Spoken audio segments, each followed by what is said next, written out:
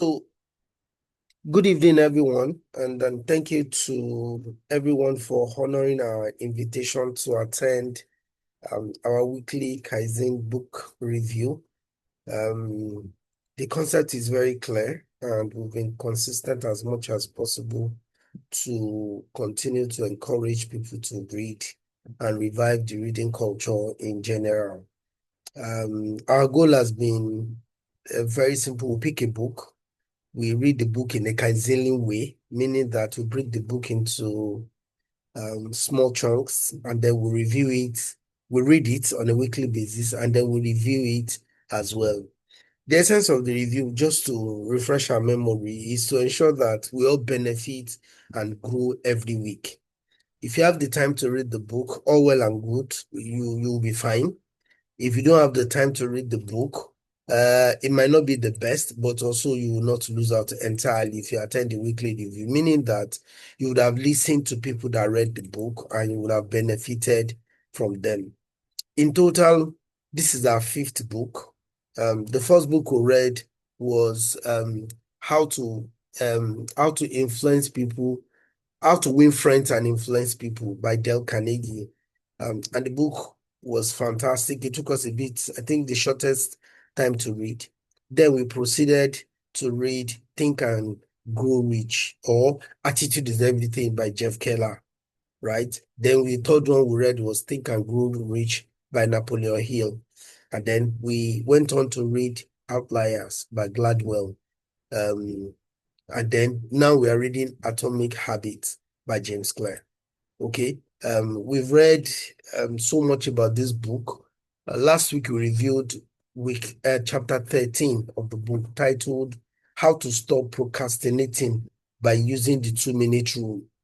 And our reviewers and our reviewer and then the moderators told us the summary of this, and the main point or theme of that chapter was that anything you want to do, break it to the minutest reasonable state and then act on it. And they told us that if you want to be a marathon, want to participate in a marathon or win a marathon race, you can as well start from just buying the clothes, which is the basic that you must have, right? If you want to be a writer, you can just start reading a page of book or writing a sentence every day, something as basic as that. And then gradually you get into the spirit and you get it done. And this book has been very fantastic. I found every chapter of the book interesting and honestly trying to figure out how best to use this to improve myself. And I've been finding it very easy to apply. And this week, we are going to be reviewing how to make good habits inevitable and bad habits impossible, right? And the chapter is very explanatory, but we have also invited a very good person to come and review it for us. And his name is Obina, though I'm seeing his name today as Emmanuel. No, so, but the name we made public was Obina Ezenadu, and he's going to be taking us through the book. We'll give him the floor. He has about 15 to 20 minutes to take us through the book. Let us all pay attention. Let's be ready to share our thoughts as well to make the session more interactive. Obina, over to you. Thank you. Yeah, thank you very much, Kazim. Hope you can hear me loud and clear. Loud and clear. Yeah, thank you. I've changed the name to Obina. Okay.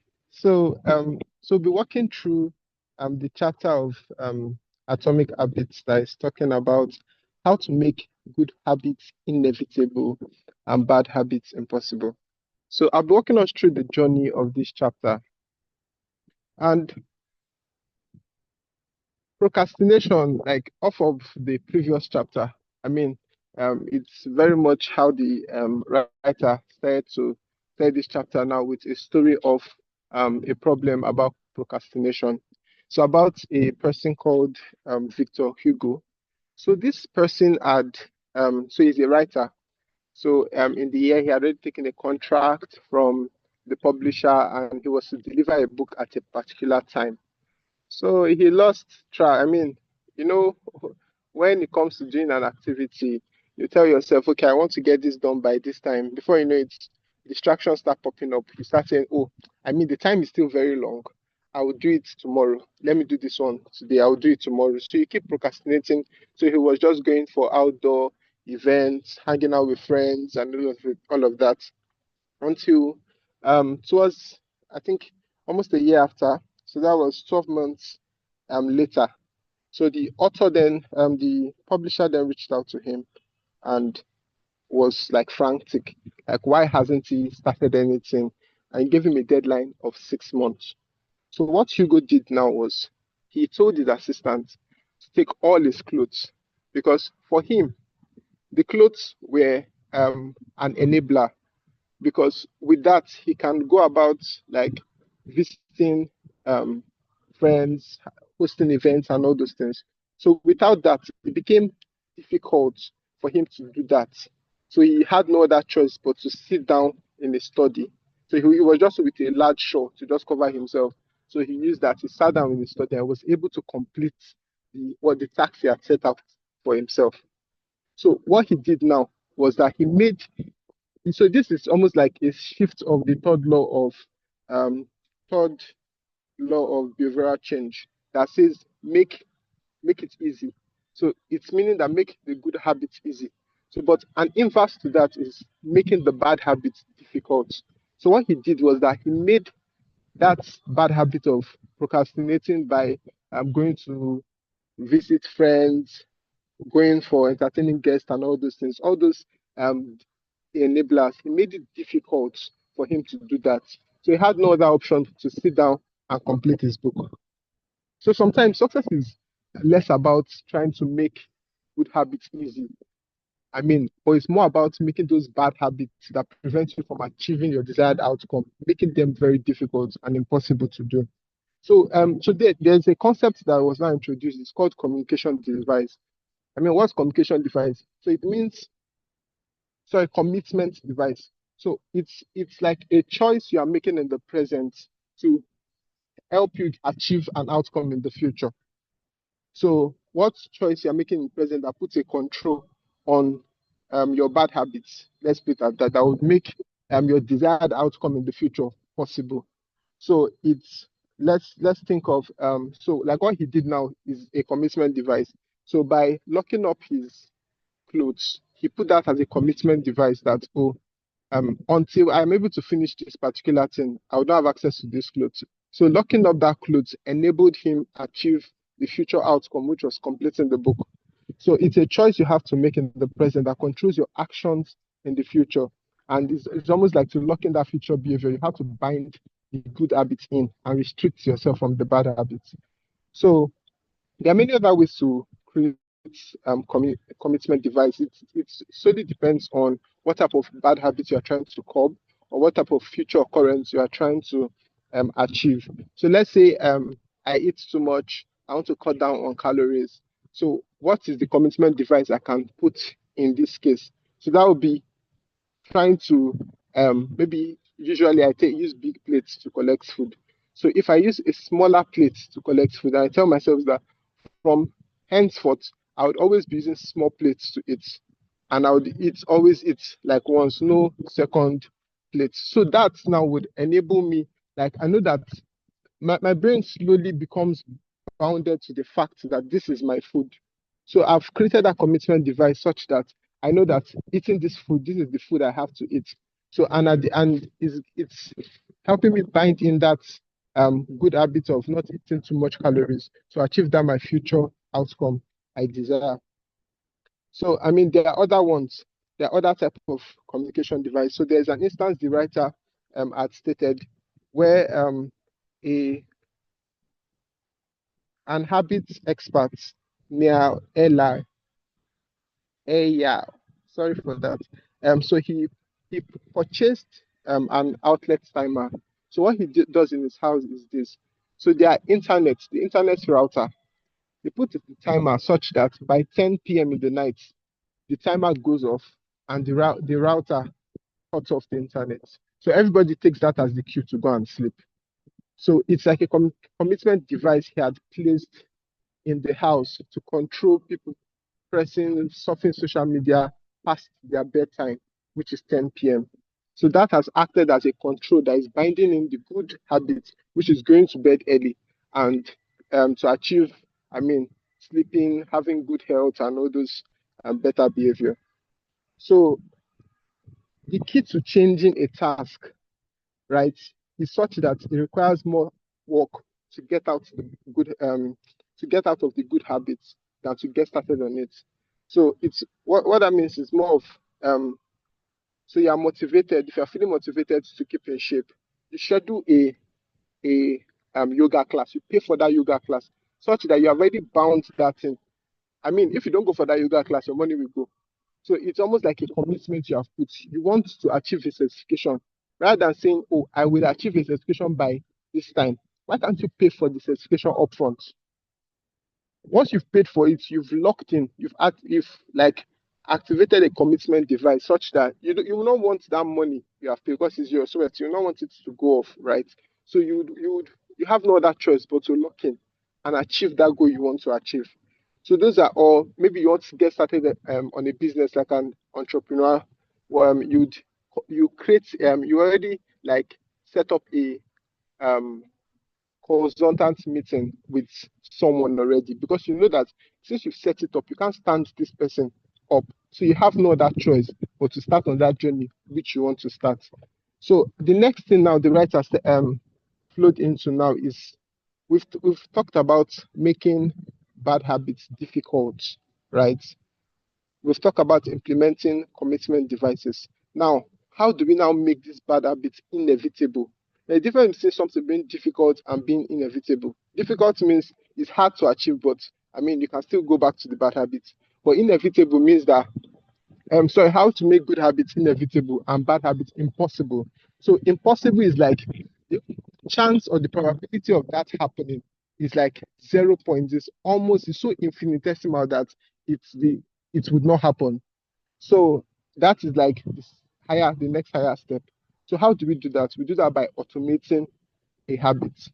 So you automate a habit. Once you can automate a habit, um, it increases the odds that bad habits never recurs again.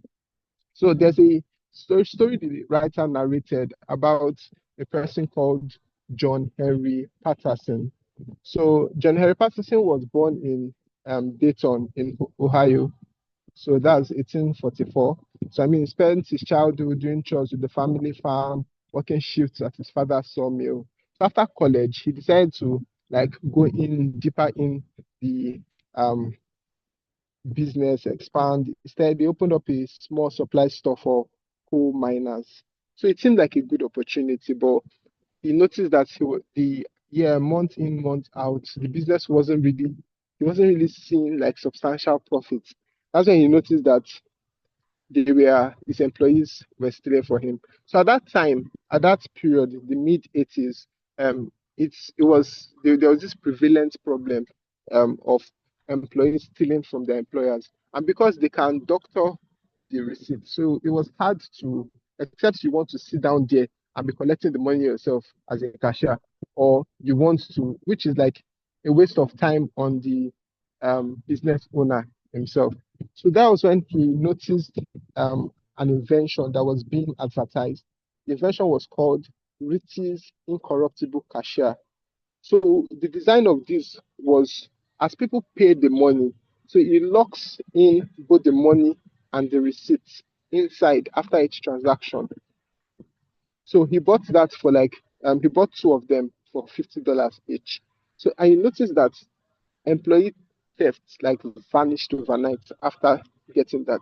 I mean, if somebody had an employee theft, maybe you want to start first putting controls and all those things. You see that whatever commitment device you might have put at that time may make the employee stealing harder, but not impossible. But this automation that he ended up purchasing made stealing impossible because there was no way. So you almost like cut it off from the roots. There was no way the employees could steal from him again. So he started saying that he started raking in profits. 5,000 from 5,000. That this like in the next 6 months, he started seeing the business started seeing like huge profits after him implementing that automation. That's Ricky's invention. That's sorry. So after purchasing it, he noticed that all those thefts went overnight. Then from there, he went to buy the rights of that and opened National Cash Registry Company. So that's like he later pursued a business line from that.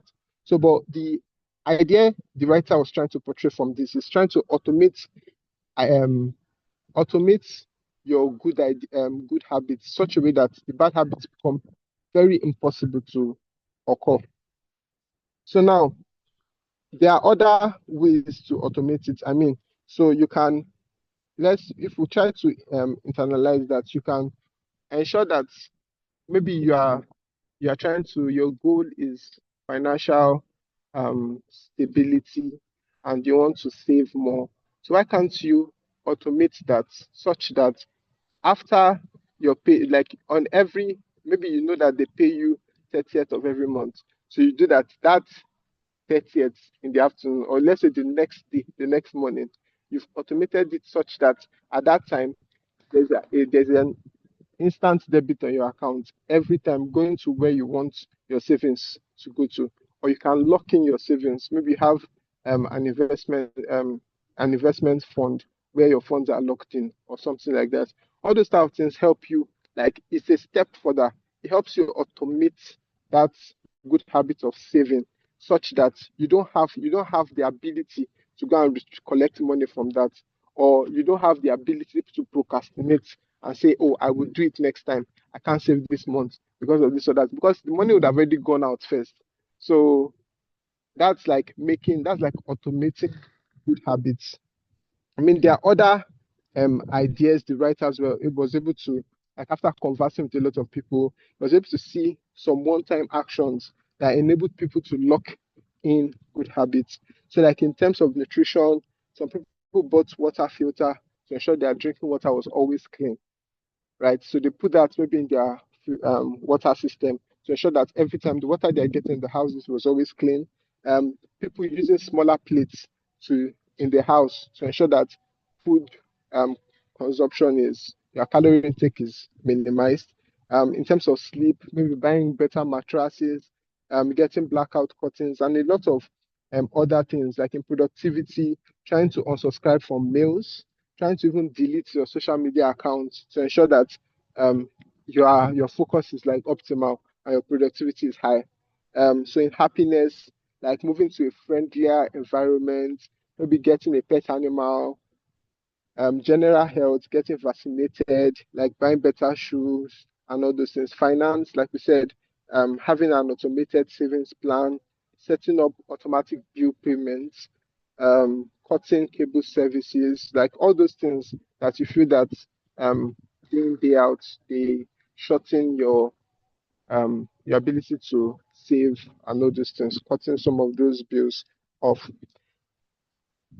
There are many ways to automate good habits and eliminate bad ones, right? But usually they typically involve technology to work. So now here's what the writer is talking about.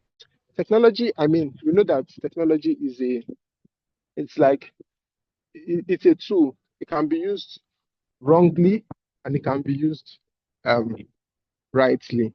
Let me use that word. So so for the writer was saying, there are many there's many useful ways you can use technology to lock in good habits. Maybe the whole when we're talking about the finance, trying to automate your finance, that's the use of technology. In medicine, you can ensure that your prescriptions are always automatically refilled.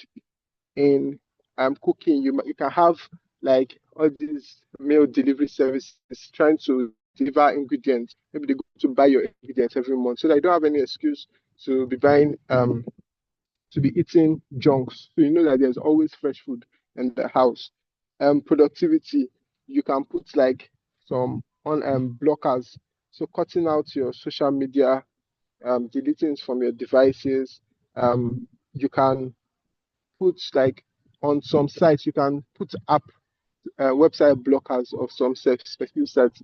Maybe the person is someone that is a gambler, so putting blockers on those sites ensure that when you're trying to get to that site, it blocks you from accessing the site. So those are ways by which you can use technology to lock in good habits.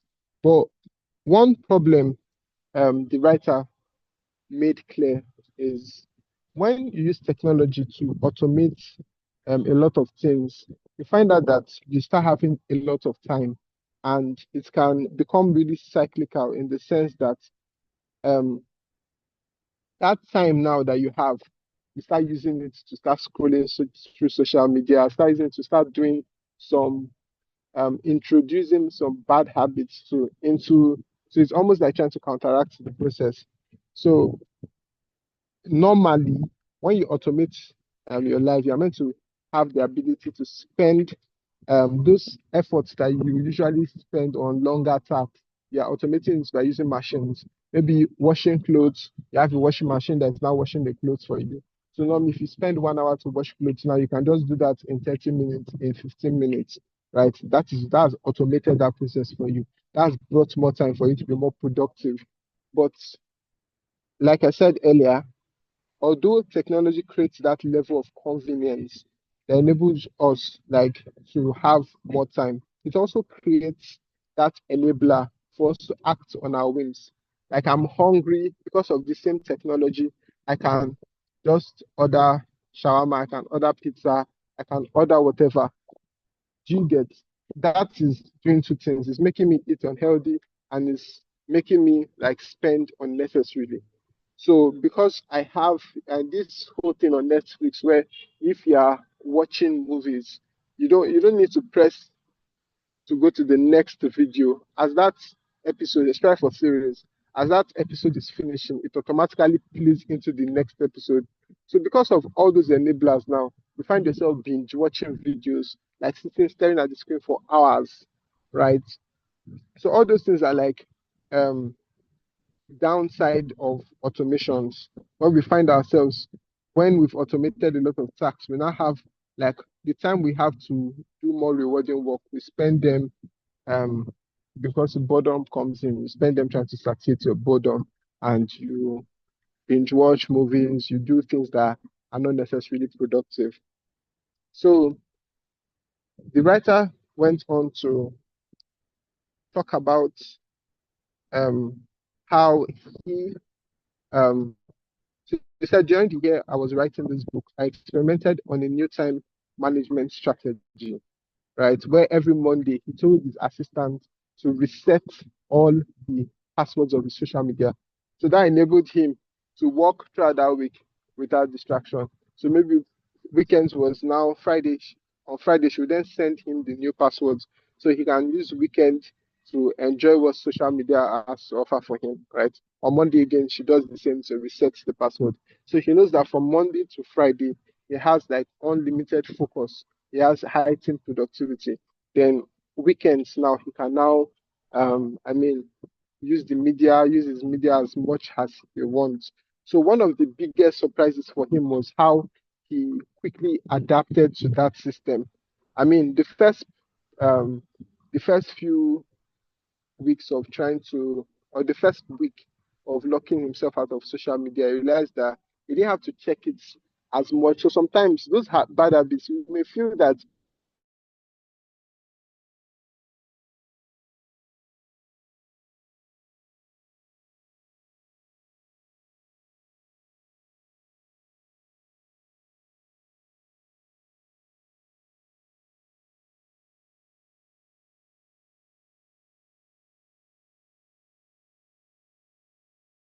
each day to be checking social media because he could actually do without it because those things are present. I mean, if you think back, those days when technology was still coming up, we didn't have people were going through their days without social media, without watching movies and all those things. So you have to create by utilizing commitment devices, strategic one-time decisions, right, and technology. You can create an environment of inevitability, right, where a space where good habits are not just an outcome you hope, but an outcome that is virtually guaranteed, like making it inevitable and your bad habits like impossible. So all this the three things that we mentioned now: commitment devices, strategic one-time decisions, and good use of technology can be used to make good habits inevitable and bad habits impossible. So we're going to summarize the topic and the chapter. The first one is inversion of the third law of behavioral change, which is making it difficult. Commitment device is a choice you make in the present that locks in better behavior in the future. The third one, ultimate way to lock in future behavior is to automate your habits. And the fourth one-time choices like buying better mattresses or enrolling in an automatic savings plan are single actions that automate your future habits and deliver increasing returns over time. Using technology is to automate your habits is the most reliable and effective way to guarantee the right behavior. So, how to create good habits? The laws I've been mentioning, making it obvious, first law, making it attractive, second law, making it easy, third law, making it satisfying, fourth law. Why the how to break bad habits, the inverse of that. So inverse of the first law, making the bad habits invisible, making the bad habits unattractive, making the bad habit difficult, and making the bad habits unsatisfying. So I think I'm over my time by a bit. Thank you. Yeah. Thank you so much, Obina. I really appreciate. Obina covered end to end of the chapter, starting from the beginning up to the summary. I really want to appreciate Obina. We are right on our time. I just want to seek our indulgence to spend additional 2 minutes so that we can use 1 minute to get comments from people and then the additional one today in wrap up. So if you have any comments, you feel free to raise your hand and then we'll give you the floor to talk. You have less than 1 minute to talk. Obina has done justice to the chapter. So, Lupon Eleshe, you can go ahead. You have 1 minute, please. Thanks.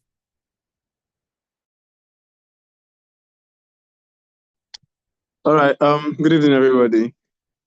So thank you so much, Emmanuel, for that beautiful review. You covered everything. Like, I mean, there's almost nothing to say. I think one thing that I just really liked, what I discovered or just came to my mind when I was reading it was that for every bad habit that you conquer, there is always a good man at the end of it. So take for example the two major examples that were given in this book.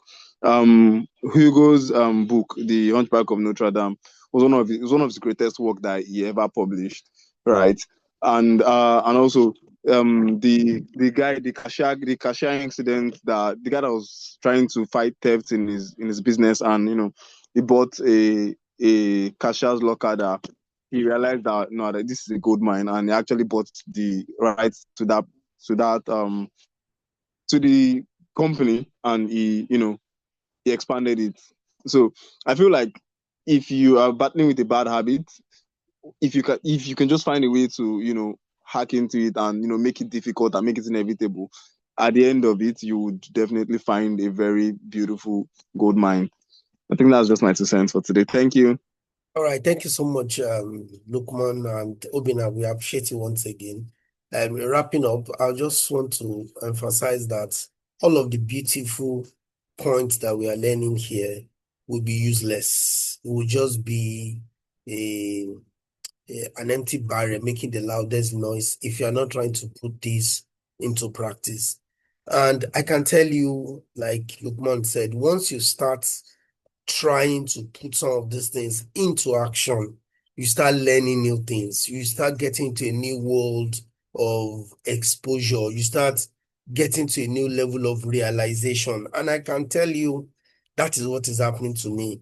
I have some bad habits that I want to do away with, and I have some good habits that I'm trying to catch up with. I've been trying to apply this, and as I'm applying, I'm seeing that honestly, these are realistic things to be done.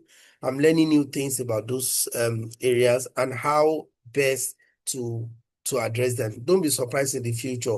This book is called Atomic Habits. I can write a book and call it Kaizen Habits Breaker. right? Because I'm learning new things, I'm getting to a new level of reality around some of the things I think I have control over, and some of the things I think I can easily do away with, right? So I want to plead with all of us to continue to join us, continue to read, continue to grow, continue to apply what you are learning. And one day, I'm sure one day we are looking forward to the future where we'll have something called Kaizen Conference, right? Where people will come around and come and speak and give us practical insight into what they've gotten, right? So every week is our weekly review, 7:30-ish. We don't that's the starting time, and as much as possible, we end as early as 8 o'clock. We have monthly Kaizen game nights. I think that should be in 2 weeks, where we'll just do a bit of survey and get people's feedback and do a bit of training and then give small urgent 2K, right? Don't forget to join us on our LinkedIn page. We have a WhatsApp group. We also have an Instagram and do X, all of the social media platforms basically. Just search for Kaizen Reading Book, Kaizen Reading Group, and then you get us there. Thank you so much, everyone. Obina, we really appreciate how you cover this end to end, and everyone that attended, you appreciated as well. Have a lovely weekend and enjoy the rest of your day. Bye-bye. Thank you. Bye.